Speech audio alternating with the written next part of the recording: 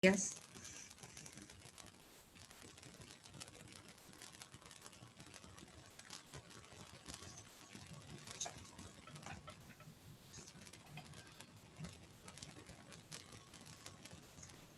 Sesión extraordinaria de Pleno del Tribunal Constitucional, viernes 18 de diciembre de 2020. Rol 9797. Vista de causa. Requerimiento de inconstitucionalidad formulada por Su Excelencia el Presidente de la República respecto al proyecto que modifica la Carta Fundamental para establecer y regular un mecanismo excepcional de retiro de fondos previsionales en las condiciones que indica. Boletines refundidos números 13.736-07, 13.749-07 y 13.800-07. La sesión se desarrollará en dos bloques. En primer lugar, la relación de la causa y las alegaciones del abogado representante de Su Excelencia el Presidente de la República. Haremos un receso de 10 minutos y posteriormente las alegaciones de los representantes del Honorable Senado y de la Honorable Cámara de Diputadas y Diputados. Tiene la palabra el relator, don Sebastián López. Muchas gracias, señora presidenta. Conforme al auto acordado de vistas de causa de este excelentísimo Tribunal Constitucional, hago presente que esta vista se lleva a efecto por vía telemática, estando el tribunal integrado por su pleno de 10 señoras y señores ministros titulares completos. A Fojas 1, con fecha 22 de noviembre de 2020, don Sebastián Piñera Echenique, presidente de la República, en conjunto con Ignacio Briones, ministro de Hacienda, Cristian Monkeberg, ministro secretario general de la Presidencia, y María José Saldívar, ministra del Trabajo y Previsión Social, conforme a lo prescrito en el artículo 93, número 3 de la Constitución Política de la República, formulan requerimiento de inconstitucionalidad respecto del proyecto que modifica la Carta Fundamental para establecer y regular un mecanismo excepcional de retiro de fondos provisionales en las condiciones que indica, cuyos boletines ya fueron señalados. Conforme consta en la tramitación del proyecto de reforma, su objetivo o idea matriz es que, sin perjuicio de lo dispuesto en la disposición 39ª transitoria de la Carta, y para mitigar los efectos sociales derivados del estado de excepción constitucional de catástrofe por calamidad pública, decretado a causa del COVID-19, se autoriza a los afiliados del sistema privado de pensiones regidos por el Decreto Ley 3500 de 1980, en forma voluntaria y excepcional, a realizar un segundo retiro de hasta el 10% de los fondos acumulados en sus cuentas de capitalización individual de cotizaciones obligatorias, estableciéndose un monto máximo de retiro equivalente a 150 unidades de fomento y un mínimo equivalente a 35. Al efecto, el proyecto de reforma constitucional impugnado consta de un artículo único que agrega a la Carta Fundamental una nueva disposición transitoria 43ª. Atendida la extensión del precepto y por ser conocido por las y los excelentísimos ministros de este tribunal, no será leído completo en esta exposición. El texto cuestionado se transcribe a fojas 4 y 5 del requerimiento, señalándose que corresponde al proyecto aprobado en primer trámite constitucional por la Honorable Cámara de Diputados, cuyo texto fue aprobado por la Comisión de Constitución, Legislación, Justicia y Reglamento del Honorable Senado con modificaciones. Luego, en respuesta a la medida para mejor resolver previa a la admisión a trámite, que fue decretada por este tribunal a fojas 660, Su Excelencia el Presidente de la República, a foja 669, cumplió con acompañar el informe de la Comisión de Constitución del Senado en el segundo trámite, donde además indica que el texto del proyecto impugnado se encuentra en las páginas 75 a 78 de dicho instrumento, que fue agregado a fojas 749 a 751 del presente expediente constitucional. Hago presente, señora presidenta, antes de entrar a los argumentos de inconstitucionalidad esgrimidos por la parte requirente, que en la misma medida para mejor resolver previa a la admisión a trámite, se solicitó a los secretarios de la Cámara de Diputadas y Diputados y del Senado que informaren acerca del estado de tramitación actual del proyecto cuestionado y sobre los quórum de votación relacionados con el mismo. Al efecto, por sendos oficios de 2 de diciembre pasado, a foja 762, el señor secretario de la Cámara expresa que en el primer trámite se estimó por la Comisión de Constitución que el proyecto requería para su aprobación el voto conforme de las 3/5 partes de los diputados en ejercicios, correspondientes a 93 parlamentarios. Agrega que en votación en sala, el 10 de noviembre, se aprobó en general el proyecto con 130 votos a favor y en particular también fueron aprobados todos sus incisos con el quórum de aprobación referido.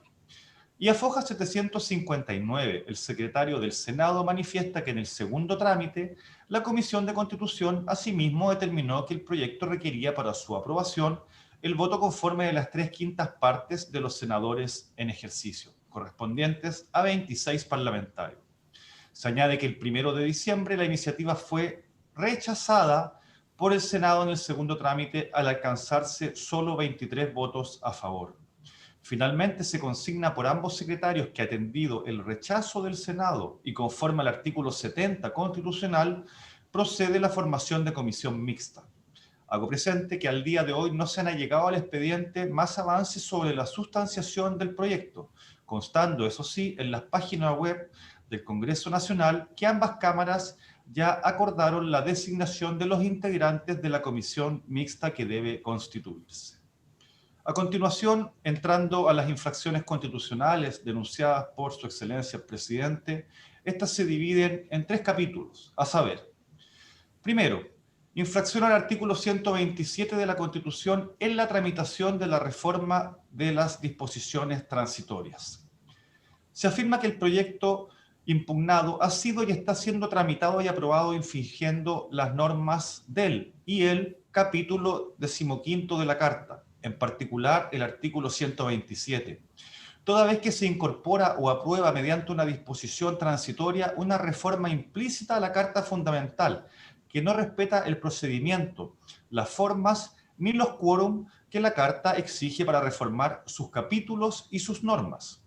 Se agrega que el proyecto no enmienda o reforma ninguna palabra, frase, oración, artículo ni capítulo de la Constitución, sino que implícitamente contradice sus reglas permanentes, agregándose un artículo transitorio que autoriza el retiro de fondos previsionales. Así, se incorpora una disposición sustantiva, pero sin enmendar normas permanentes, lesionando ello también la supremacía constitucional de los artículos 6 y 7 de la Carta Fundamental.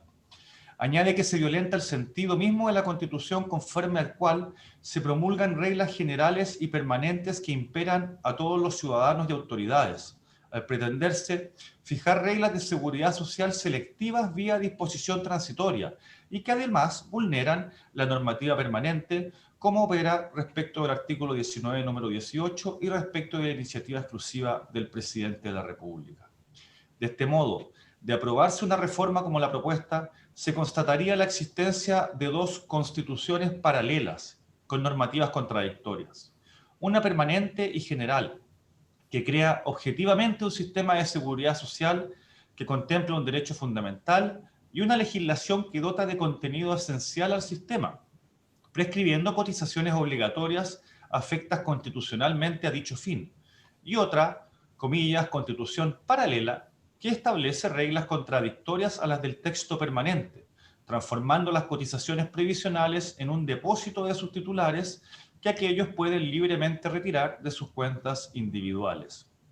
Manifiestan que reformar la Constitución exige derogar, modificar o incorporar artículos, cambiando el texto o capítulos de su texto permanente, según el quórum de 3/5 o de 2/3, conforme al capítulo en que, comillas, recayere la reforma, según indica expresamente el propio artículo 127, además de que las disposiciones transitorias no son un capítulo de la Constitución. En consecuencia, al agregar una disposición transitoria, un nuevo derecho de retiro, excepcional y voluntario, el legislador constituyente está vulnerando instituciones basales del orden institucional y también derechos fundamentales. Finalmente, se indica que la naturaleza jurídica y la función de las disposiciones transitorias es regular la vigencia temporal o territorial de la Carta Fundamental o de las reformas que se introducen a la misma, o bien fijar reglas de competencia en relación también a disposiciones permanentes, pero nunca han sido utilizadas para promulgar normas que imponen obligaciones, crean derechos o deberes para los ciudadanos, ni tampoco para promulgar reglas que infringen materialmente la Carta Fundamental, como ocurriría en la especie. Segundo capítulo, infracción al derecho a la seguridad social del artículo 19, número 18. Se afirma que el proyecto permite nuevamente un retiro del 10% de los fondos previsionales para cualquier propósito, exento de tributación y sin obligación de devolverlos para los fines para los cuales están previstos, en circunstancias que, constitucionalmente, estos fondos están afectos o adscritos a la seguridad social. Esto es para enfrentar contingencias futuras que depara la vida a las personas.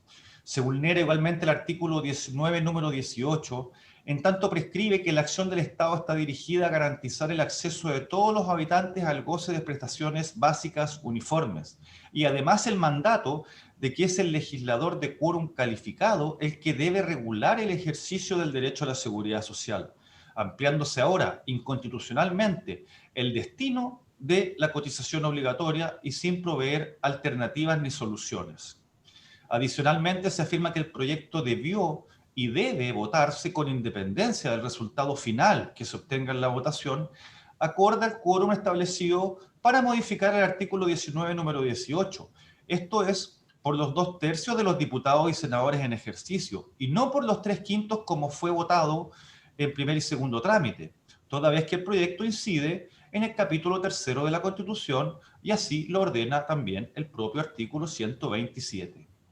En relación a este segundo capítulo, hago presente, señora presidenta, que en respuesta a la medida para mejor resolver previa a la admisión a trámite decretada foja 660, y frente a la solicitud de que se indicara qué parte del texto del proyecto se impugnaba por infringir el artículo 19, número 18, Su Excelencia el Presidente de la República, a fojas 672 y 673, señaló que la vulneración se genera en relación con el inciso primero de la nueva disposición transitoria que se viene agregando.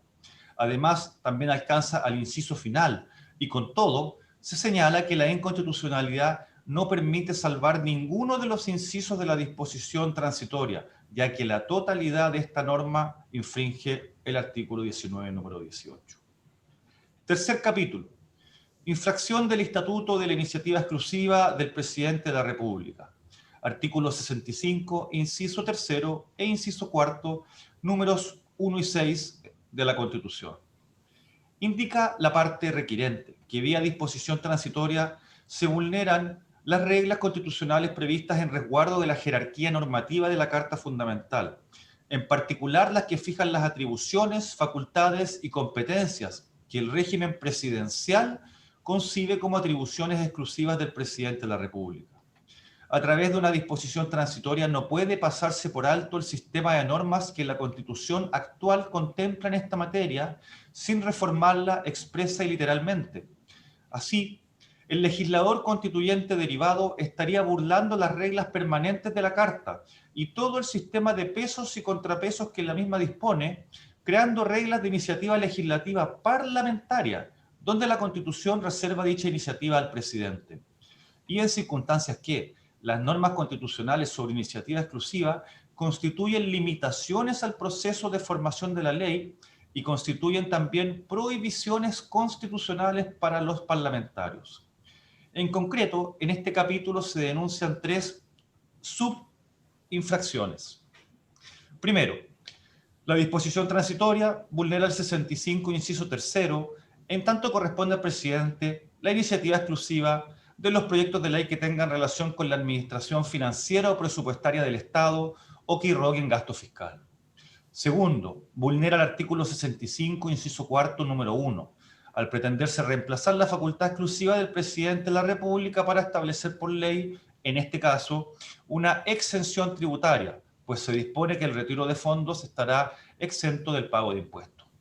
Y tercero, se vulnera el artículo 65, inciso cuarto, número 6, al introducir una regla de iniciativa legislativa para modificar normas sobre seguridad social, materia que igualmente está expresamente consignada en dicha preceptiva como de iniciativa exclusiva del presidente de la República.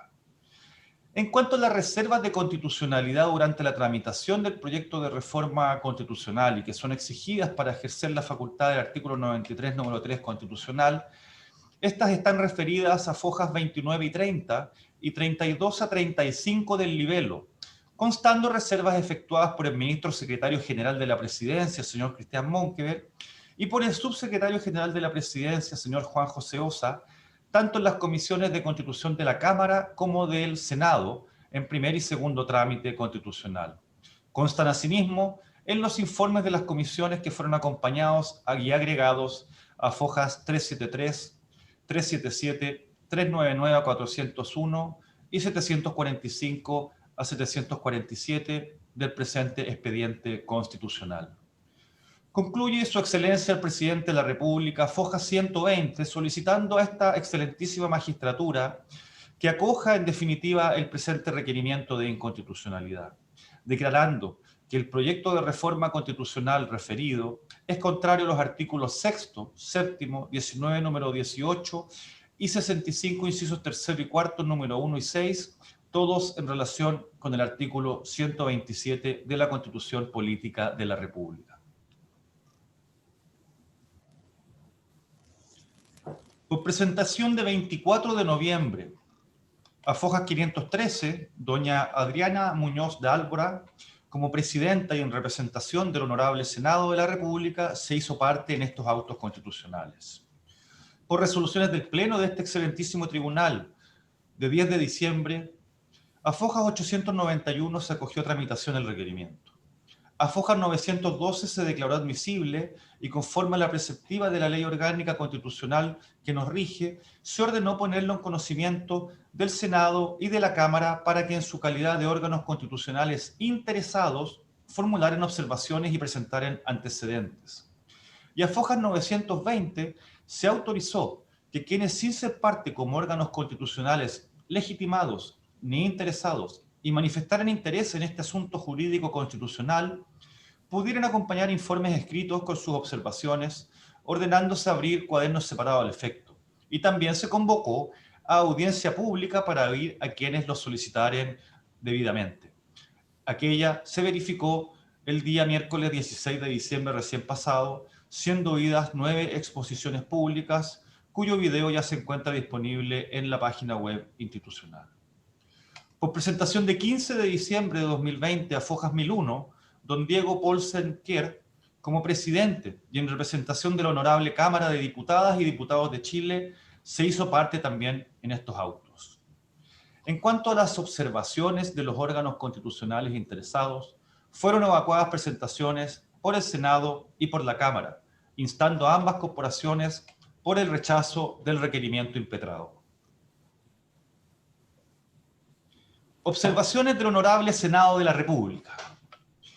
A fojas 930 y siguientes, el Senado insta por el completo rechazo del libelo. Al efecto, expone 8 capítulos argumentativos.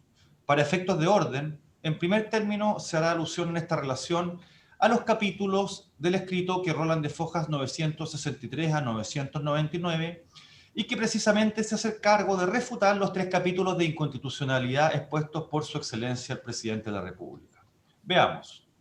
Primero, no se infringe el artículo 127 de la Constitución ni el capítulo 15 de la misma en la tramitación de la reforma constitucional que se viene cuestionando.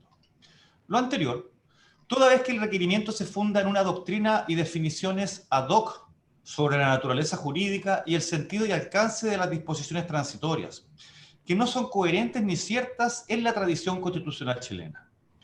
La requirente pretende una vulneración del artículo 27 porque vía disposición transitoria no se estaría adicionando, cambiando o suprimiendo artículos, palabras, oraciones o capítulos de la Carta Fundamental. No se estaría modificando el articulado permanente de la misma, pero igualmente se estaría contrariando y modificando implícitamente su texto. Luego, no se podría, mediante el procedimiento del capítulo 15 sobre reforma constitucional, enmendar disposiciones de la Carta sin reformar el texto permanente de la misma. Para arribar a estas afirmaciones, el presidente entiende que las disposiciones transitorias no son parte de la Constitución, en tanto no forman un capítulo de la misma, y solamente podrían entonces contener normas que regulan vigencia temporal o territorial. Indica el Senado que yerra el requerimiento en estas argumentaciones, toda vez que las disposiciones transitorias son verdaderas normas autónomas que sí forman parte de la Constitución Política de la República y no solo regulan temporalidad o vigencia de normas. Esta tesis omite la realidad constitucional chilena y las instituciones jurídicas que consolidan nuestro modelo constitucional, donde las disposiciones transitorias también regulan cuestiones esenciales a nuestro ordenamiento jurídico. Lo cierto es que las disposiciones transitorias son normas independientes, integrantes del sistema jurídico y de la Constitución misma, desde luego. En la especie, fue precisamente en razón de técnica constitucional que el constituyente derivado insertó el derecho a retiro de un porcentaje de los ahorros previsionales a través de una disposición de naturaleza transitoria, toda vez que se trataba de una norma excepcional, con efecto además temporal, toda vez que se agotará con el ejercicio del derecho. La misma Constitución de 1980, en efecto, no contempla límite alguno al contenido de las disposiciones transitorias y desde sus orígenes ya contenía normas autónomas que imponían directamente obligaciones o deberes a las personas, citándose ejemplos por el Senado relativos a partidos políticos, a facultades del presidente durante estados de excepción constitucional y a otros asuntos de naturaleza orgánica, todos introducidos vía disposiciones transitorias. Igualmente también en la reforma de 2005 y recientemente en las reformas que se han introducido este año 2020 con motivo de la pandemia, como aquellas relativas al trabajo telemático del Congreso, a la paridad de género en la Convención Constitucional que redactará la nueva Constitución, entre otras, y que confirman un contenido permanente, incluso relativo a garantías constitucionales, independientemente de estar ubicadas geográficamente fuera de los capítulos de la Constitución, lo que ratifica que no existen límites, como se pretende por la parte requirente, careciendo de sustento jurídico e histórico dicha argumentación. Finalmente se cita la propia disposición 39ª transitoria, que ya estableció previamente el derecho excepcional de retiro de un porcentaje de los fondos previsionales, igualmente originada en reforma constitucional iniciada por moción parlamentaria, no impugnada ante esta magistratura constitucional y que fue sancionada y promulgada por su excelencia el presidente de la República y publicada como ley 21.248 el 30 de julio de este año y cuyo contenido es prácticamente idéntico al que se viene agregando ahora en el proyecto de reforma que agrega la nueva disposición transitoria 43ª. Concluye así el Senado que este primer capítulo de inconstitucionalidad se sustenta en una infundada y artificial doctrina ad hoc sobre las disposiciones transitorias. Asimismo, se afirma que el requerimiento plantea un falso o imaginario dilema al sostener que de aprobarse el proyecto por el Congreso existirían dos textos, uno permanente y expreso de la Constitución y otro implícito contenido en una, comillas, constitución paralela. Toda vez que ya se ha comprobado que las disposiciones transitorias pueden establecer normativa permanente, autónoma e independiente y que desde luego forman parte de la Constitución. Además, este dilema es absurdo cuando es el mismo expresidente de la República quien recientemente dio validez a un segundo retiro previsional a través de su propia iniciativa legislativa, con la ley 21.295 publicada recientemente con fecha 10 de diciembre, sin que se vislumbre en consecuencia infracción alguna al artículo 127. Segundo, no se infringe el derecho a la seguridad social del artículo 19, número 18. Expone el Senado que el contenido del precepto constitucional propuesto constituye una medida excepcional de emergencia y no una modificación al derecho a la seguridad social. Refiere que la idea matriz del proyecto de reforma constitucional, como se indicó al inicio de esta relación, es establecer una medida excepcional y voluntaria de retiro de fondos, agregando que dicha medida tiene como único objeto habilitar un mecanismo para enfrentar las graves consecuencias económicas que han sufrido las personas en atención a la catástrofe producto de la pandemia por el COVID-19. En consecuencia, no es correcto atribuir, como pretende el requerimiento de su excelencia, que se estaría incorporando una nueva regla que vulnera el sistema de seguridad social consagrado en la ley fundamental. Ello queda desestimado desde luego porque el derecho a la seguridad social garantizado constitucionalmente tiene una eminente naturaleza prestacional, permanente, para finalidades relacionadas con vejez, enfermedad e invalidez, entre otras, y que difieren de aquella que persigue el proyecto de reforma constitucional impugnado, como se acaba de decir, lo cual además se ve nuevamente validado por el propio actuar del presidente de la República, que tramitó bajo su iniciativa un proyecto de ley espejo, con la misma idea matriz, así como por la anterior promulgación y publicación de la reforma constitucional de la disposición transitoria 39ª en términos prácticamente idénticos y no impugnada en esta sede constitucional. Se concluye entonces que es indubitado que la disposición transitoria cuestionada no modifica el artículo 19, número 18. Tercero, no se infringe el estatuto de la iniciativa exclusiva de ley del presidente de la República. Afirma el Senado que el presidente confunde el procedimiento de formación de la ley con el de reforma constitucional.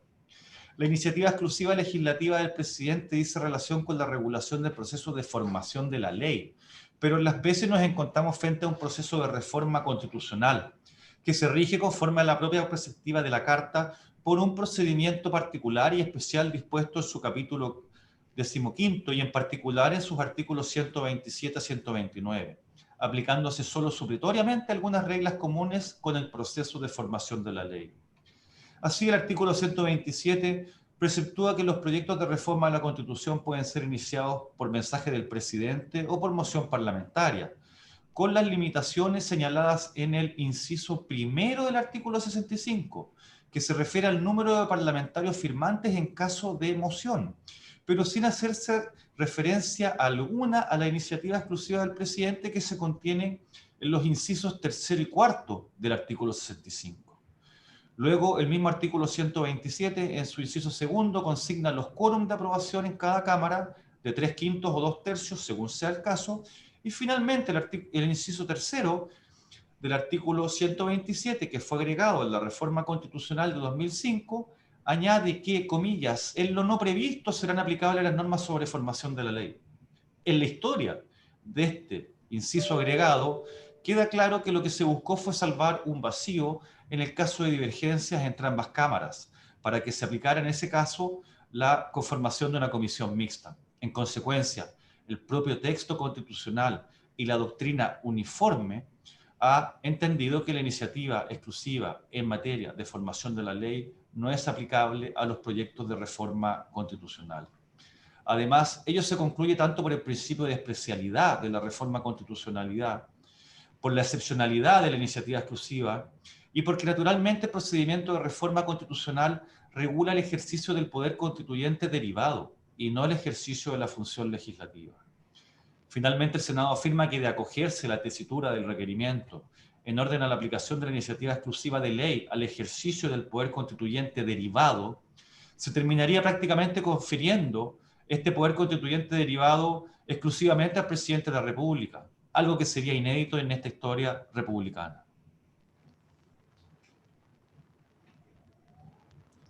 Otras observaciones al requerimiento formuladas por el Senado.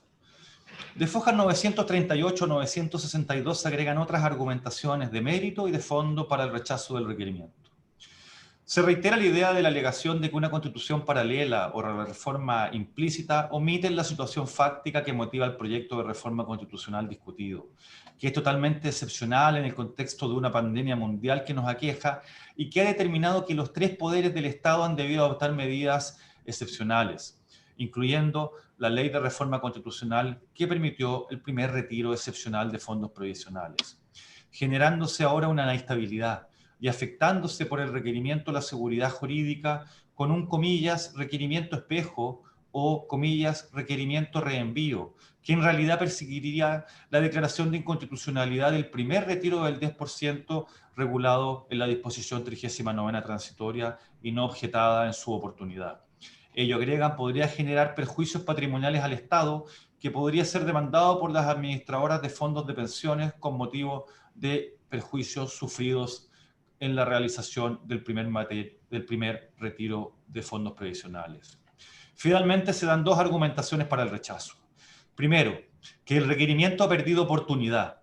En tanto el ejercicio del principio democrático y de deliberación, el Congreso y el Ejecutivo ya han materializado el denominado segundo retiro del 10%, a través de la dictación de la reciente Ley 21.295 ya aludida, e iniciada por mensaje del propio presidente, lo que a su vez legitima el primer retiro del 10%, al disponer esta ley expresamente en su artículo primero que el segundo retiro no es incompatible con el primero dispuesto en la disposición 39ª transitoria constitucional. Luego parecería nítida la falta de coherencia en el actuar de la parte requirente.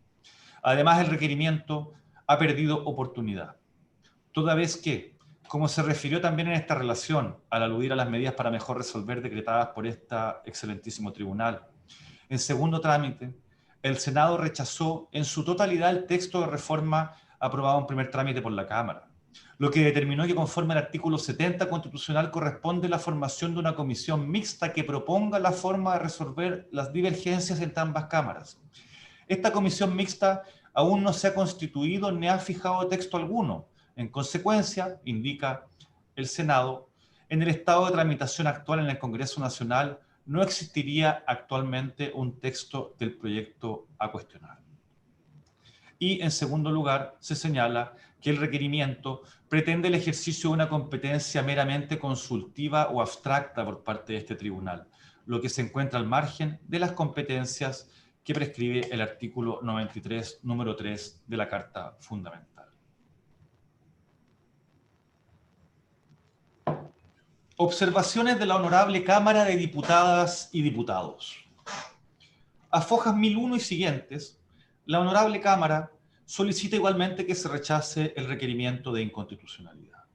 La presentación se divide en un capítulo introductorio, 1 de conclusiones y 6 capítulos argumentativos. Para efectos de orden, al igual como lo realicé con las observaciones del Senado, aludiré en primer término a los capítulos que propiamente se hacen cargo de refutar los capítulos de inconstitucionalidad alegados por su excelencia el presidente de la República. Así, en relación con el primer capítulo, referido a la infracción al artículo 127, en la tramitación de la reforma constitucional, puede consignarse lo siguiente. A fojas 1005 y siguientes, la Honorable Cámara fija su posición, afirmando una naturaleza dual de las disposiciones transitorias, pudiendo ser así transitorias propiamente tales o transitorias regulatorias. El requerimiento del presidente solo se refiere a las primeras, buscando una interpretación ad hoc para limitarla solo a asuntos de vigencia que desconoce el contenido propio de las disposiciones transitorias en la Carta y en la tradición histórica del país, que incluye también disposiciones transitorias regulatorias, esto es, aquellas que desarrollan materias más allá de la mera aplicación de normas en el tiempo o el espacio. Al efecto se citan varios ejemplos de disposiciones regulatorias de contenido material, repitiendo algunas ya citadas por el Senado y también citando, entre otras, por ejemplo, la que reconoce competencia a la Corte Penal Internacional o las relativas a la regulación del sistema electoral. Luego, siendo la disposición transitoria discutida en autos, vinculada con la calamidad pública del COVID-19 y por ende también excepcional y limitada en sus efectos en el tiempo, se concluye que la técnica legislativa del poder constituyente derivado fue la correcta, precisamente agregándola como parte del texto constitucional en las disposiciones transitorias y no en la normativa permanente de la Carta. Además, resulta absurdo el requerimiento al alegar una pretendida infracción al artículo 127, toda vez que el mismo presidente no hizo cuestión de constitucionalidad alguna respecto a la disposición transitoria 39ª, incorporada en la Carta en julio de este año 2020 y que autorizó el primer retiro del 10%, y cuyo texto, se indica nuevamente, es prácticamente idéntico al del proyecto que se viene ahora a discutir. A continuación se refuta lo mencionado en cuanto al requerimiento haría un uso subrepticio de las disposiciones transitorias por parte del Congreso para alterar el derecho a la seguridad social. Y tampoco, mucho menos, nos encontraríamos frente a una reforma implícita o a una constitución paralela, toda vez que en la especie se trata de una incorporación explícita vía disposición transitoria, como lo permite la Constitución, y siguiendo al efecto en forma todo el procedimiento y cumplimiento de los quórum exigidos de reforma constitucional por el capítulo 15 y el artículo 127, el cual, desde luego, no se ve infringido. Enseguida, a foja 1029 y siguientes, se alude a la segunda infracción, manifestando a la Honorable Cámara que en la especie no se infringe el derecho a la seguridad social del artículo 19, número 18. No es efectivo que el proyecto modifique dicho artículo de la Carta, desde que nada altera la dimensión de la seguridad social. No es efectivo que el proyecto impugnado altere los deberes del Estado en la materia, ni tampoco corresponde, como se alega en el libelo, que se hubiere votado en la Cámara por un quórum de 2/3 de los diputados en ejercicio. Al contrario, fue correctamente calificado y votado con el quórum de 3/5 y ajustándose al artículo 127, precisamente porque el proyecto en nada incide en el ejercicio del derecho a la seguridad social, sino que solamente regula una situación excepcional y por lo mismo es que se incorporó en las disposiciones transitorias. Ello, concluyen, en nada altera el contenido subjetivo ni objetivo del derecho a la seguridad social. Así, este derecho a retirar el 10% es un derecho diferente, independiente, y muestra de ello también es que el propio presidente de la República presentó al Congreso un proyecto de ley que permitió el segundo retiro y que fue aprobado por la referida ley 21.295 de diciembre pasado. Luego, si se siguiera la tesis de afectación del artículo 19, número 18, propuesta por el requerimiento, la ley iniciada en mensaje del mismo presidente, que persigue exactamente el mismo objetivo que el proyecto de reforma constitucional que se viene cuestionando, sería también inconstitucional, lo que demuestra la incoherencia en esta parte del libelo presentado ante esta excelentísima magistratura. Luego, a Fojas 1014 y siguientes se hace referencia a asuntos relacionados con la tercera infracción constitucional denunciado en relación con la iniciativa legislativa exclusiva de su excelencia el presidente de la República, conforme al artículo 65, incisos 3 y 4. Afirma la honorable Cámara que el proceso de reforma constitucional es claro en el artículo 127, que alude solo al inciso primero del artículo 65, generándose así una confusión en el requerimiento, al pretender llevar exigencias para proyectos de ley a la esfera de los proyectos de reforma constitucional. Además de que la disposición transitoria 43ª propuesta, como se indicó, en nada incide en regulaciones de materias de seguridad social, ni tampoco en la iniciativa exclusiva del presidente sobre dicho asunto en materia de ley.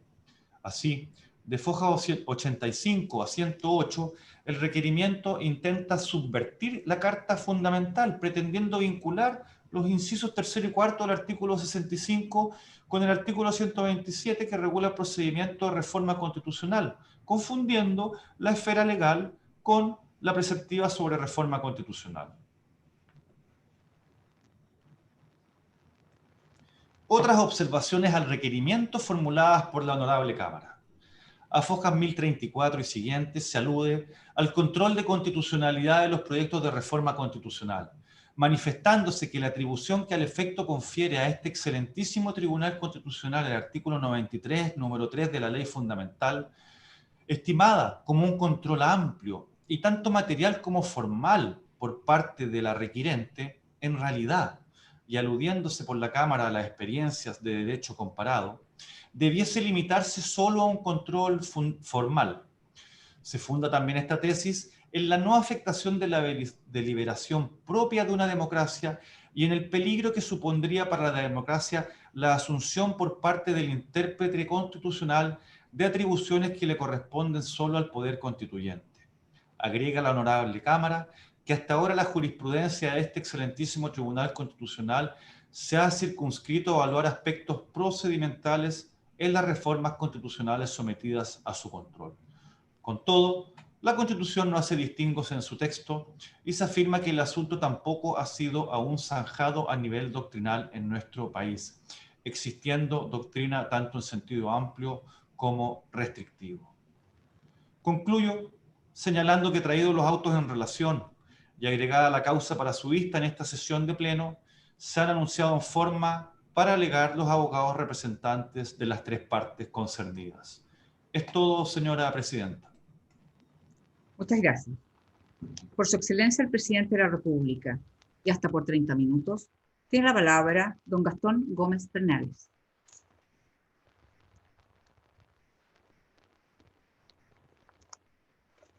Su micrófono. Ahí, tiene la palabra.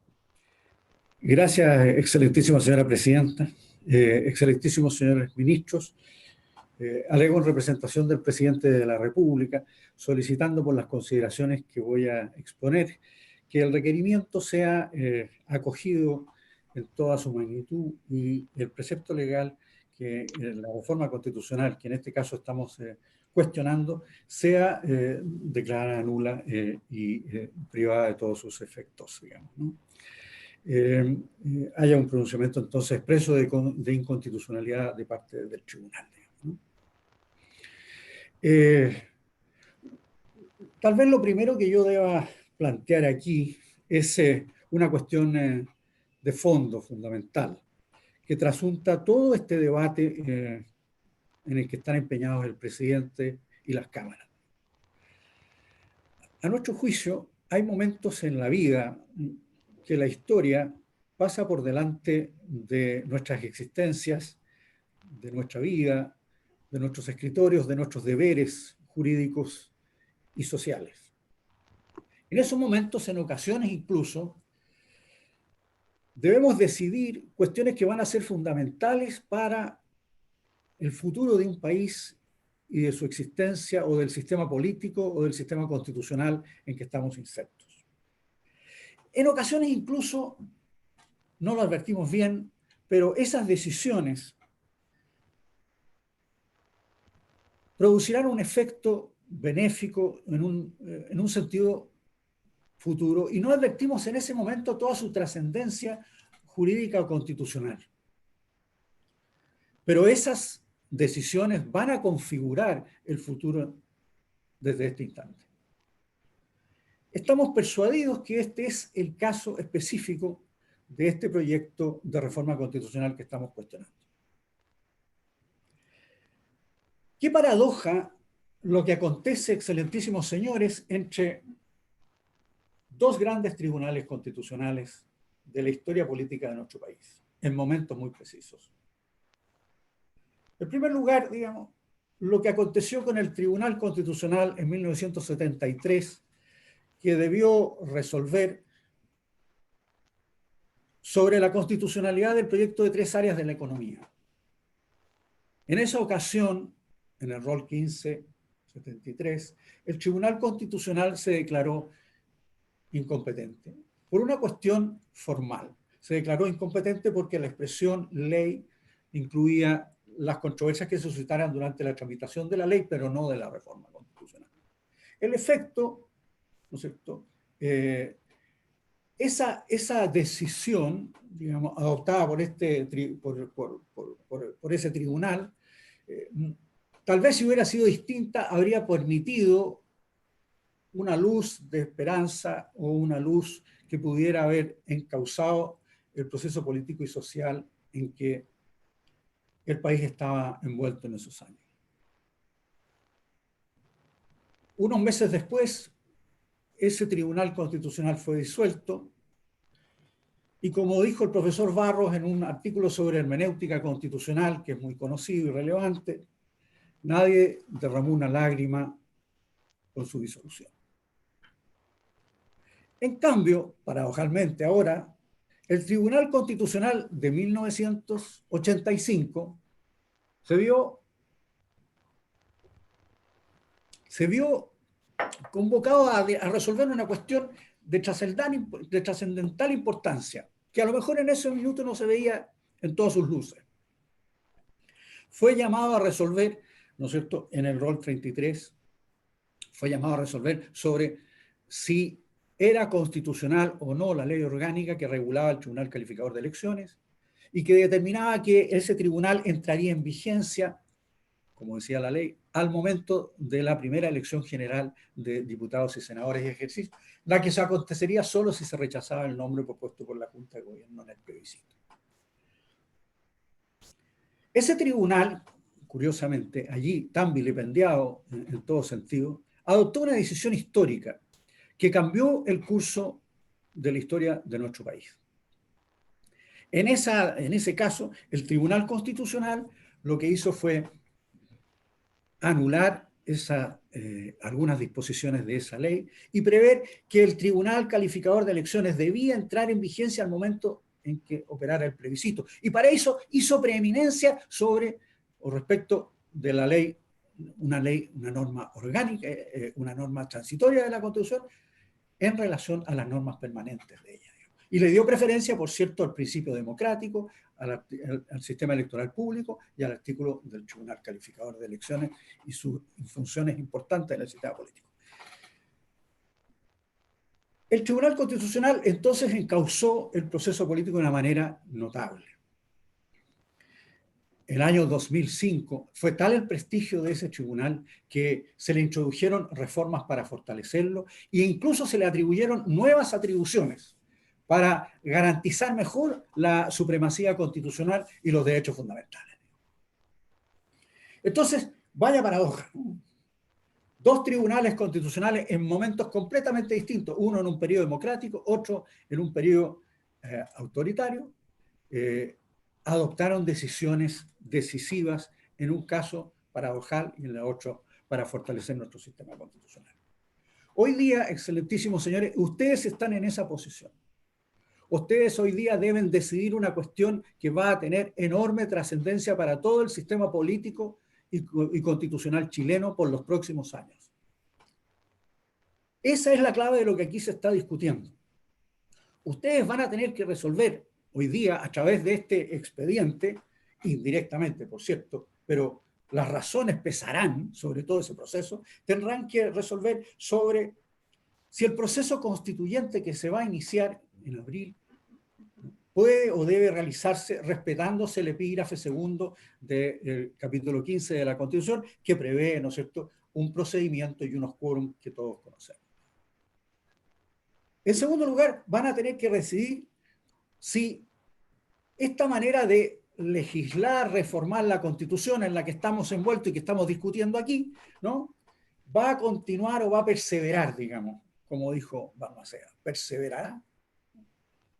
Por ejemplo, cuestiones que están allí para ser decididas este martes. Este martes se ve el proyecto de rentas, el proyecto de reforma constitucional de rentas vitalicias, que implica el retiro, ¿no?, de las rentas desde los fondos de las administradoras de estos fondos, las compañías de seguro, etcétera, ¿no? Se va a resolver entonces la constitucionalidad de ese problema.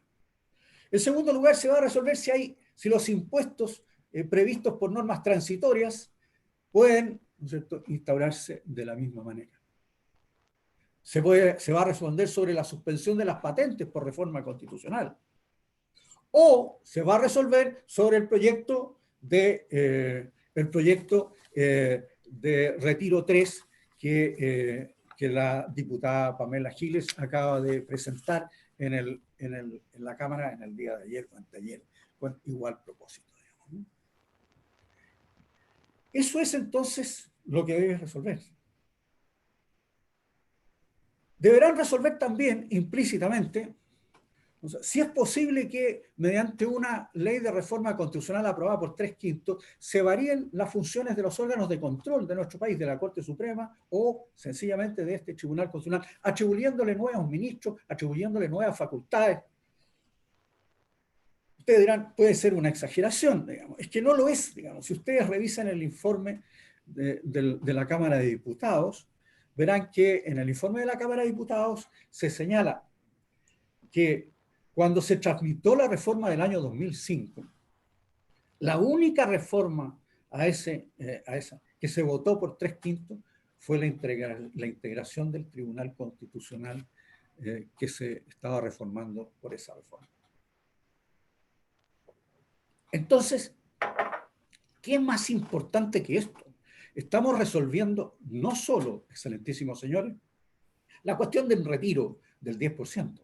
Estamos sentando un precedente que va a encauzar seriamente todo este proceso. Se ha planteado, yo quisiera hacer algunas prevenciones generales al comenzar digamos. Se han planteado varias cosas que emanan de los escritos de las autoridades. En primer lugar, se ha planteado que por la Cámara de Diputados y por el Senado, que estaríamos enfrente, a propósito de este proyecto que estamos discutiendo aquí, estaríamos frente a una situación extraordinaria. Una situación tan extraordinaria que ha causado un enorme impacto y una enorme pandemia y enormes daños para este país. Y que esto justificaría, ¿no es cierto?, lo que ha sucedido, digamos. Lo dice literalmente, si me permite, señora presidenta, lo dice literalmente la Cámara, el informe de la Cámara. Este proyecto tiene un carácter excepcional, que tiene lugar en un contexto de pandemia mundial, que ha afectado severa y profundamente a nuestro país, que es de carácter incontestablemente anormal y exorbitante y que hace imposible a la administración actuar conforme a los cauces ordinarios o normales. Naturalmente, el presidente de la República y quienes hablan por él no pueden desconocer la gravedad, todos lo sabemos, ¿no? La enorme gravedad que esto representa para el país y las enormes implicancias que tiene, y todos los esfuerzos que se han hecho desde todos los niveles, desde el Estado, desde los ciudadanos, para que esto prospere mejor de lo que lamentablemente está prosperando. Pero yo quisiera recordar simplemente una frase que tiene un enorme eco constitucional en Chile.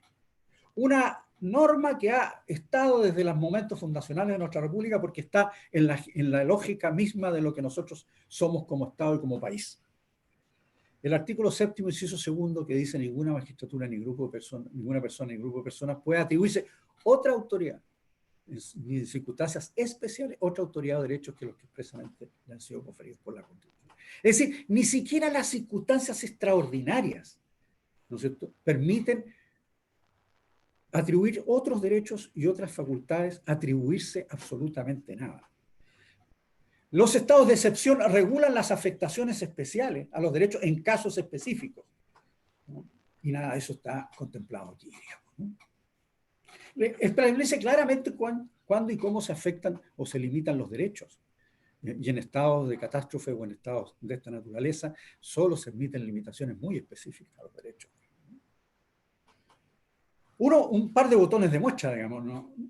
Prácticamente, digamos, en Chile, en 1879, ¿no es cierto?, en plena guerra civil, en plena guerra del Pacífico, escogimos un presidente de la República. Y en el año 29, en plena pandemia, escogimos también a un presidente.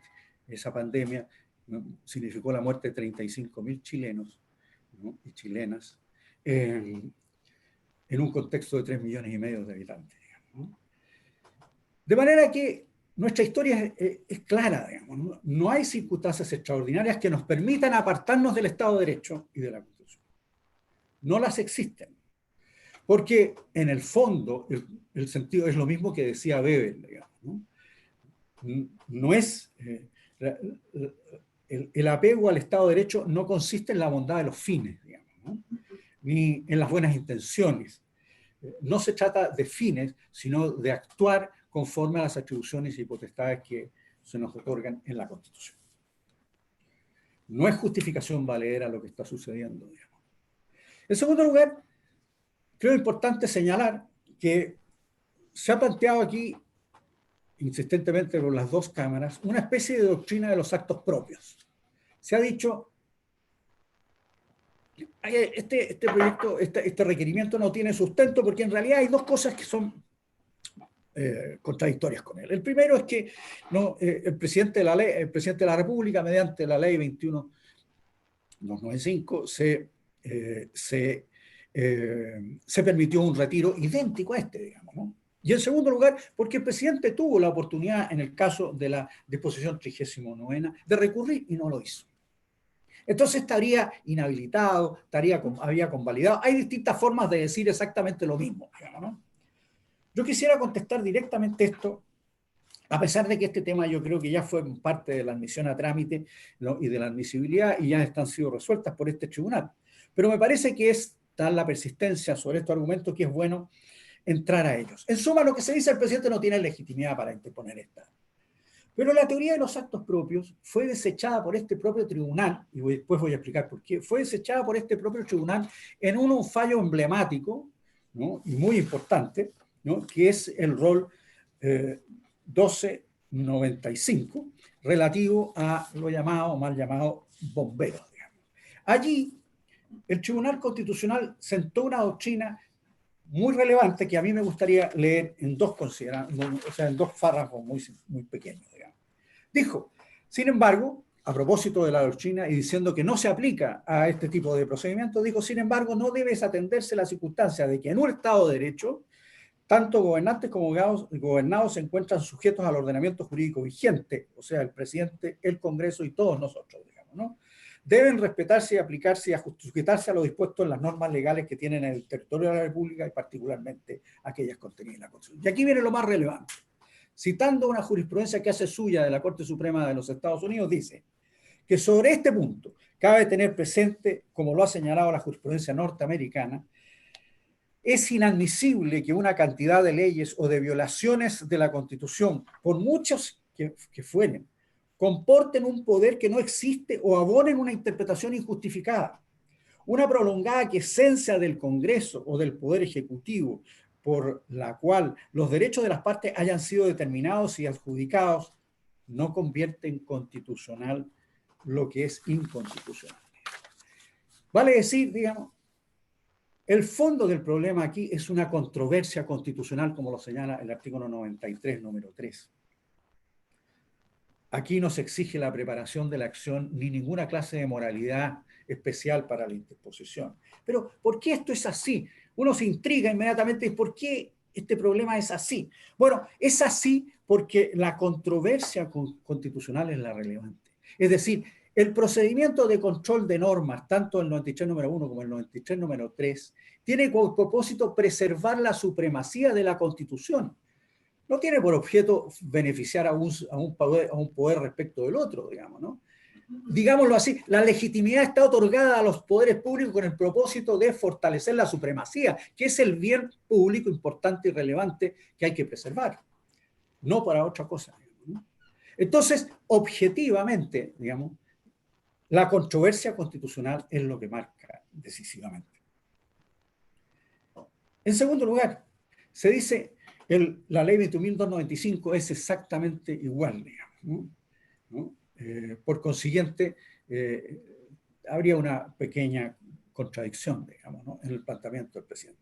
La verdad es que esto es completamente equivocado, respetuosamente para todos aquellos de las cámaras que han propuesto, o de la Cámara o el Senado que han propuesto lo contrario.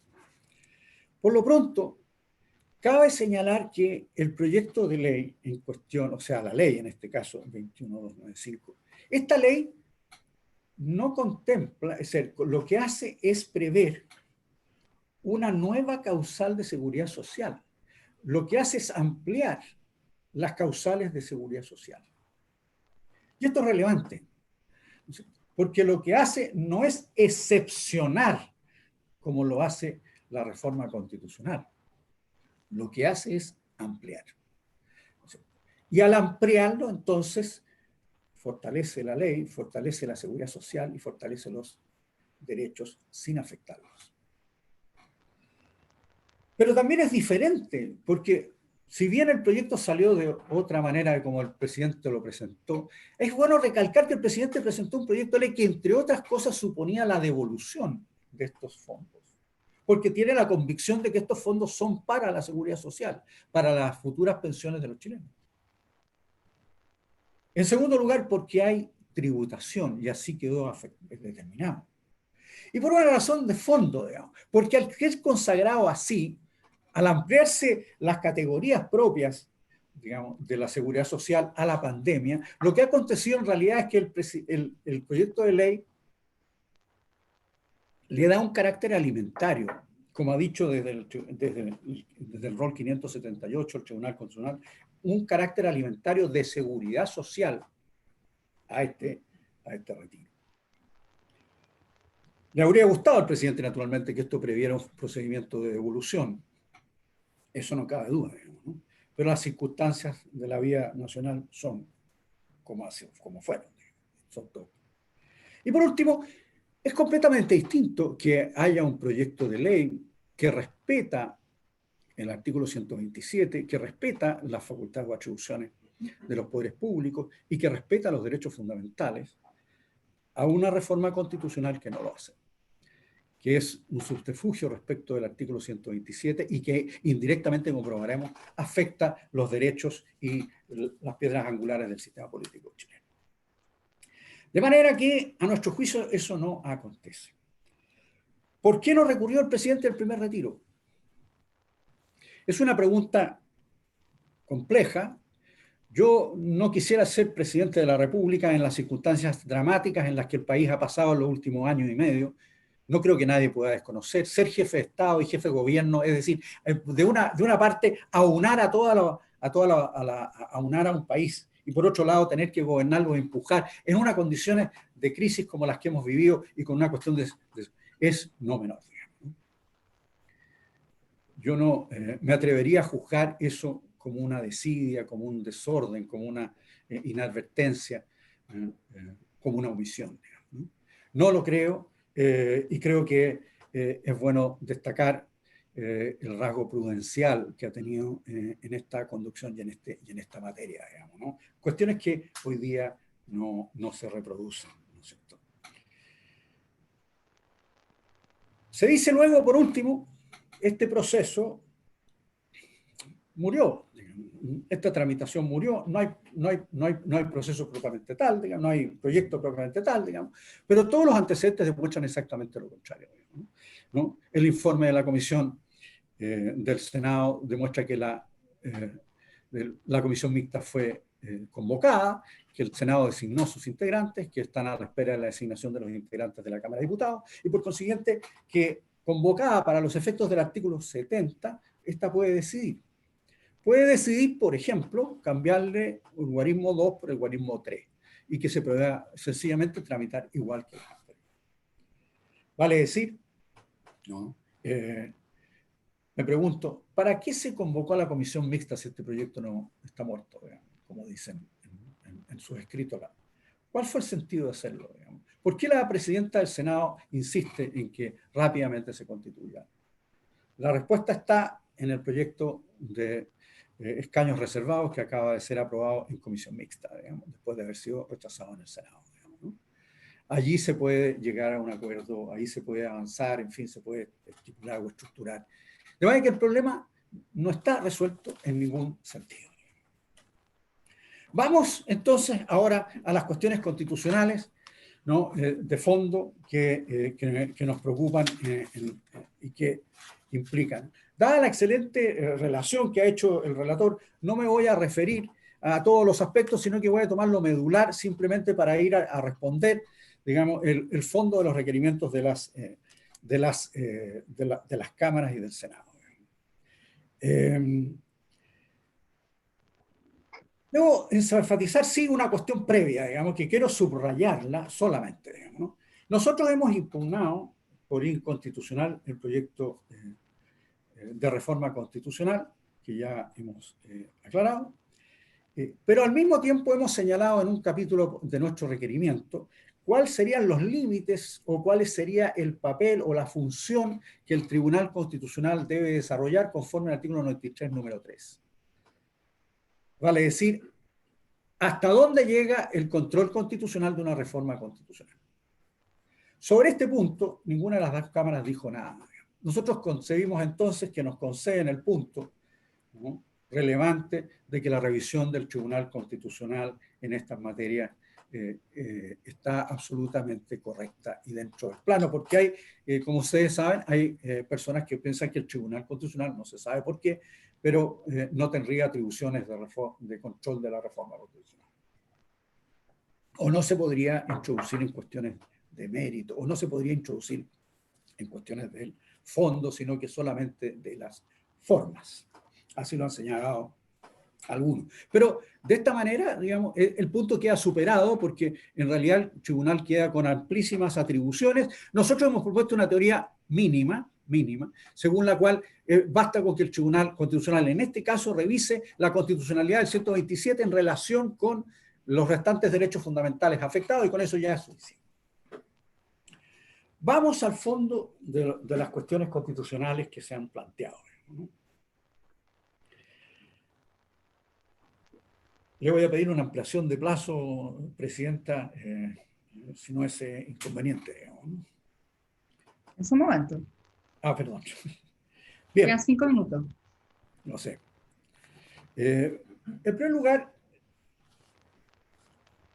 nosotros hemos señalado, digamos, que hay una diferencia fundamental entre poder constituyente originario y derivado, que es muy relevante para los efectos de lo que está haciendo la Cámara de Diputados, porque si ustedes advierten cuál es la doctrina de la Cámara de Diputados y del Senado en materia de normas transitorias, según lo que señalan en sus propios escritos, advertirán que lo que en el fondo la Cámara sostiene es que en una parte importante de todas estas disposiciones transitorias ella tiene absoluta libertad para decidir cómo, cuándo y cómo, digamos, con la única salvedad que debe respetar el 3/5 de las ambas cámaras, nada más, digamos, ¿no? Nosotros sostenemos, por el contrario, que el poder constituyente derivado es un poder constituyente constituido conforme a las normativas que lo prevé y que por consiguiente está íntegra y completamente sujeto a la normativa que contempla el capítulo 15 de la Constitución, digamos, ¿no? En todo sentido de la expresión, digamos, ¿no?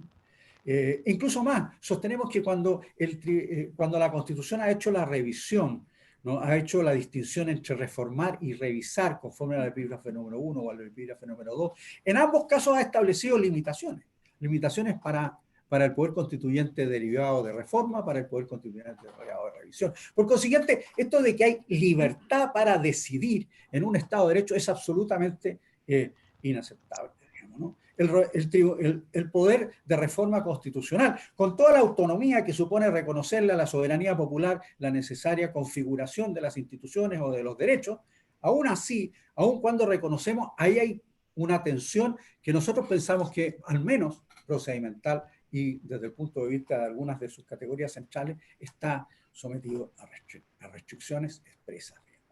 Hay un procedimiento, hay una forma, hay unos quórum que deben ser respetados. Pero una de las preguntas que subyace a todo esto es, entonces, ¿qué significa reformar la Constitución? La Cámara parece que cree que reformar la Constitución es simplemente aprobar disposiciones que pueden no ser conciliables con las disposiciones permanentes, simplemente aprobándolas por 3/5. Y introduciéndose en un capítulo de normas transitorias, que luego puede haber reformas constitucionales que tengan disposiciones transitorias de disposiciones transitorias, ¿no? Una especie de escalada sin terminar. Pero nosotros sostenemos que el artículo 127 y el artículo 129 en conjunto contienen una regulación bien específica, ¿no?, de lo que se puede o lo que no se puede hacer. Eso nos parece fundamental, digamos, ¿no? Allí se resuelve la iniciativa, los límites, los quórum, los capítulos de la Constitución que van en un sentido, los capítulos que van en otro sentido. Fuera del procedimiento constitucional, creemos que no se puede reformar la Constitución. Esa es la garantía misma que diferencia la reforma constitucional de la ley, ¿no? Si la ley puede expresarse o la reforma constitucional puede expresarse sin límite a la Constitución, entonces quiere decir que, digamos, tenemos un poder soberano ilimitado que es el Congreso Nacional.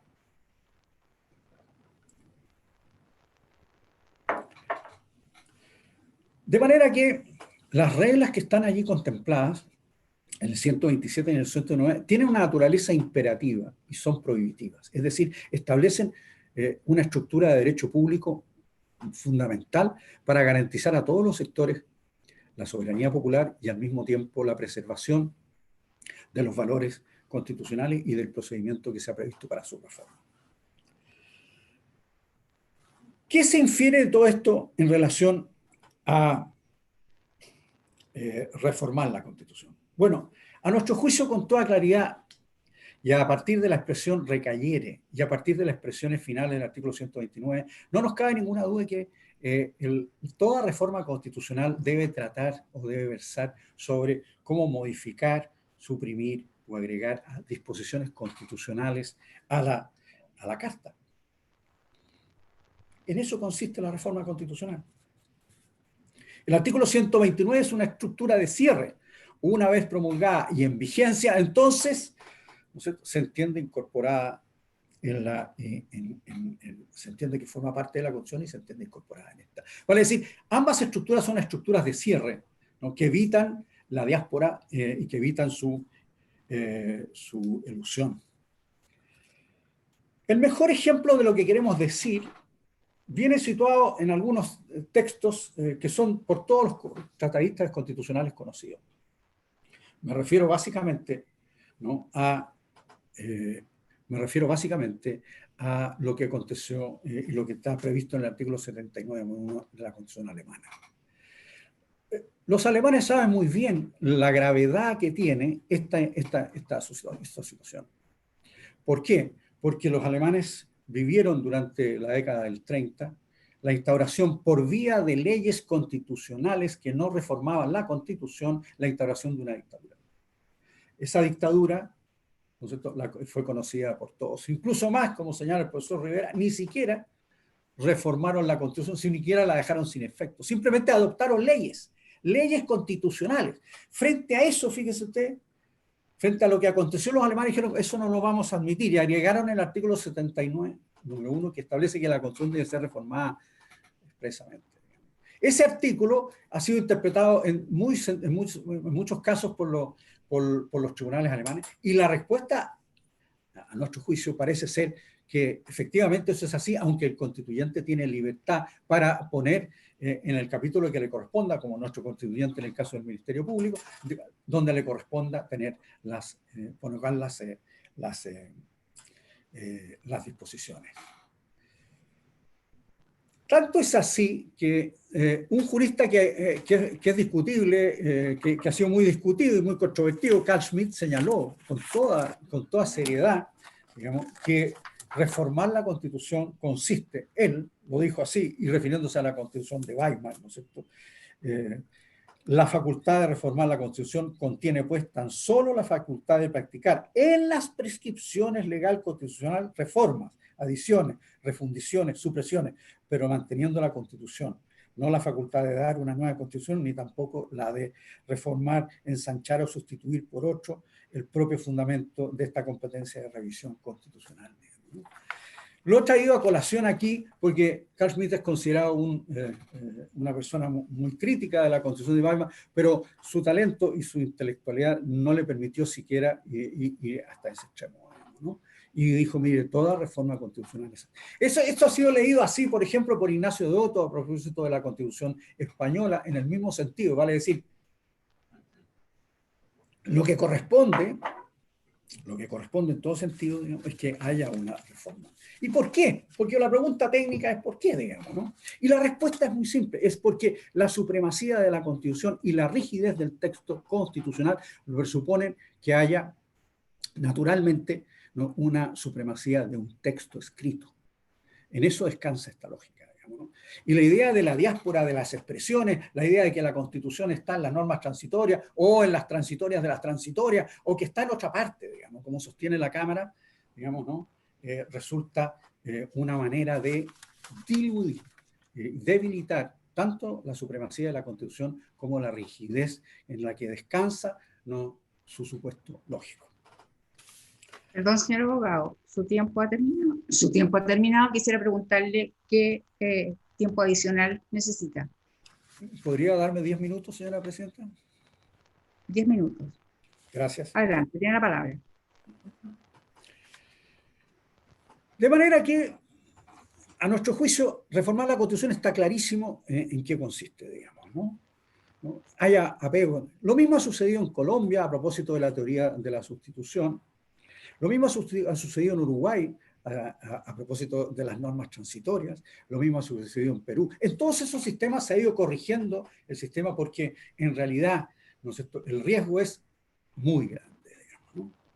Vamos a las disposiciones transitorias, porque todo esto en definitiva ha terminado calando muy hondo, ¿no es cierto?, sobre el tema de qué papel tienen las disposiciones transitorias en una constitución entonces, digamos, ¿no? ¿Para qué sirven estas disposiciones transitorias? Digamos, esto es fundamental, digamos, ¿no? El Senado y la Cámara de Diputados contestan lo mismo, y ya me voy a hacer cargo de ello, por cuanto ellos analizan a fondo la cuestión de cuáles tipos de prácticas constitucionales reformistas les parecen acertadas desde el punto de vista de la práctica de reforma que el propio Congreso erige. Pero ¿no es cierto?, es bueno señalar que esta práctica ha sido calificada como una elusión constitucional por destacados profesores, ni más ni menos que los dos directores del Departamento de Derecho Público en la Universidad de Chile y la Universidad Católica, señalaron que esta práctica constitucional de utilizar las normas transitorias, violentando el artículo 120 y 127 y haciéndose cargo indirectamente de reformar los textos del 19 número 8, ¿no es cierto?, y de la iniciativa exclusiva del presidente de la República, es una elusión. No dijeron si era delictiva, porque habría sido un exceso, pero dijeron que era una ilusión. En el mismo sentido coincidió el profesor Enrique Barros, también de larga formación en Alemania y un jurista destacado. Y han coincidido varios intérpretes, varios analistas y constitucionalistas de la máxima seriedad. Este es un problema importante y trascendental, digamos, ¿no?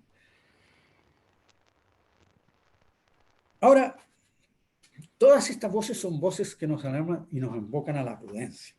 Ahora, nosotros hemos hecho un largo análisis de todas las reformas, todas las normas transitorias de la Constitución desde los orígenes. Y en todos ellos se advierte con toda claridad que las normas transitorias cumplen una determinada función. Pero para no aburrir, digamos, yo quisiera simplemente citar un texto que me parece fundamental, digamos, para poder dilucidar ¿en qué consiste la reforma? Bueno, yo no habría querido hacerlo, pero dado que el Senado lo cita mal e incompletamente, debo citar el Diccionario Constitucional chileno, elaborado por un ministro de este tribunal y por otro profesor destacadísimo, Pablo Conchela, digamos, ¿no? Ellos señalan con toda propiedad qué consiste una disposición transitoria. Esto es muy relevante para saber si lo que se está aconteciendo está fuera de lugar o no. Quiero, si me permiten, leer dos párrafos. Define normas constitucionales integrantes son disposiciones transitorias, son normas constitucionales. Nadie ha discutido que son normas constitucionales. Nosotros lo decimos y decimos que son obligatorias. No estamos desacatando al Congreso Nacional. Integrantes de un sistema jurídico diacrónico de reglas, o sea, un sistema en relación de reglas, ¿sí?, en el sentido de normas primarias y normas secundarias que se relacionan activamente, digamos, ¿no?, cuyo objeto es determinar el modo de aplicación de otras disposiciones constitucionales, así como permitir la vigencia de normas formalmente derogadas. Eso es exactamente lo que nosotros decimos. Eso es exactamente lo que nosotros decimos en nuestro requerimiento. Pero no contento con eso, más adelante dicen cuál es la estructura jurídica de estas normas. Y dicen, no toda disposición transitoria responde a tal descripción a la que han dado, al objeto. Y entonces ellos detallan claramente cuáles son esos objetos. Y ustedes van a ver que al describirlo se sabe exactamente lo que estamos diciendo nosotros. Dice que estas normas o estas disposiciones se refieren al momento en que entrará en vigencia una norma permanente. Primera forma. En segundo lugar, postergan o suspenden los efectos de la aplicación inmediata de reglas constitucionales permanentes. En tercer lugar, tienen una condición suspensiva de vigencia normativa. Y en cuarto lugar, son aquellas que han permitido también la subsistencia de normas constitucionales transitorias de un antiguo régimen constitucional, perviviendo en aquel. ¿No? Me parece que eso encausa esta discusión, digamos, para que no parezca como que estamos unos interesados en una manera de pensar esto y otros en otra. Nuestra tradición constitucional respalda esta definición, nosotros la respaldamos, creemos que las normas transitorias tienen ese papel. El papel fundamental de, digámoslo así, compatibilizar dos estatutos jurídicos, uno que puede quedar derogado y otro que puede entrar en vigencia, de tal manera que el sistema diacrónicamente funcione. Eso es lo que decimos cuando decimos que una constitución es en todas sus partes relacional, que no se puede pensar en los derechos fundamentales como si no tuvieran que ver con el sistema de control, con los recursos de protección, ni con las bases de la institucionalidad, etcétera, digamos. La Constitución es un todo. ¿no? Y lo sabemos muy bien. Y las normas transitorias cumplen una función. Por eso es que en el lenguaje que nosotros hemos usado son normas para normas, o sea, normas para poderes. Son normas secundarias que en el fondo se refieren a los poderes públicos, digamos. Es decir, a cómo se ejecutan y se cumplen las reglas. No tienen, y eso es lo que genera esto, no tienen directamente, ¿no es cierto?, el papel de ser normas primarias. Es decir, no tienen el papel de establecer derechos y obligaciones. No lo tienen, digamos. ¿Y por qué? Como vamos a ver, porque hay un deterioro muy grande de la noción de derechos fundamentales en toda su amplitud, cuando es una reforma constitucional la que introduce este tipo de aspectos. Veamos o analicemos la teoría del Congreso en los 4 minutos que me quedan. El Congreso Nacional, digamos, en este caso específico la Cámara de Diputados, ha dicho que en realidad, santificando la misma evolución de la práctica de los últimos pocos años, en realidad el Congreso Nacional ha dicho, mire, en realidad aquí hay normas transitorias antiguas, que serían las que define el profesor García y nosotros, ¿no? Normas transitorias regulatorias constitucionales, vale decir que allí se regulan las instituciones, y normas regulatorias legales, porque allí se van a reemplazar o se afirman disposiciones legales. Vale decir, dice, y termina concluyendo diciendo, no cabe más que concluir que los órganos que ejercen el poder constituyente son libres y soberanos para elegir la vía de las disposiciones constitucionales de tipo regulatorio para producir reformas constitucionales. Dicha decisión es un asunto de técnica legislativa y no es así, digamos, ¿no? Y no creemos que sea así por varias razones. La primera, la más importante, digamos, ¿no? En el caso específico del que estamos hablando, digamos, ¿no? De este proyecto a nuestro juicio invade el 19 número 18 y lo desarrollamos, creo, profundamente en el escrito, digamos. Pero es importante anotar, digamos, ¿no?, que el momento en que se transforma en una reforma constitucional que establece se impacta sobre el derecho fundamental en su integridad. Y por lo mismo, y simplemente como botón de muestra, se afectan los derechos y garantías de todo el resto de los cotizantes, por ejemplo, que no van a hacer retiro y que no van a poder objetar ni van a tener acción alguna para la tutela de sus derechos fundamentales frente a una reforma constitucional. Es decir, se devalúa de tal manera la noción de derechos fundamentales por esta vía que deja en desprotección a un importante número de chilenos, que no van a poder ejercer recursos de protección, que no pueden ejercer recursos de amparo, que no van a poder ejercer una acción de inaplicabilidad o de inconstitucionalidad para la tutela de sus derechos. Entonces, ¿cómo se puede decir que no afecta? ¿En qué noción de derechos fundamentales estamos construyendo aquí, digamos, ¿no? Es sencillamente lamentable, digamos, ¿no? Se nos olvida la noción misma de derechos fundamentales, digamos, en estas circunstancias, y se lesiona, ¿no?, el derecho que este mismo tribunal ha sentado al debido proceso en su amplia gama, entre ellos a las acciones constitucionales para la tutela de los derechos, que por ejemplo el resto de los cotizantes no van a poder ejercer, por ejemplo. Nada más un ejemplo. Entonces, cuando se dice así con alguna liviandad esto, ¿no? Pero lo más gracioso de todo esto, excelentísimo, si se le puede llamar gracioso a esto, digamos, es que la Cámara sostiene, haciendo eco de la teoría de Fernando Atria, que la convierte en una, hace eco, y señala que entonces las disposiciones transitorias que contradigan la Constitución la reforman, la derogan tácitamente. Significa la implicancia que tiene esto desde el punto de vista de los derechos de los ciudadanos, del sistema político. Y lo dice la Cámara con total desparpajo, ¿no? Con total desparpajo, ¿no? Es insólito, excelentísimo tribunal. Por estas consideraciones, y agradeciendo que me hayan ampliado el tiempo, ¿no?, y citando todos los demás aspectos que en nuestro requerimiento se contienen, solicito, excelentísimo tribunal, que se acoja y que se deje sin efecto, se prive, se anule, en fin, el proyecto de reforma constitucional que ha sido cuestionado. Muchas gracias. Gracias a usted. El Tribunal Constitucional entra en un receso de 10 minutos. Muchas gracias.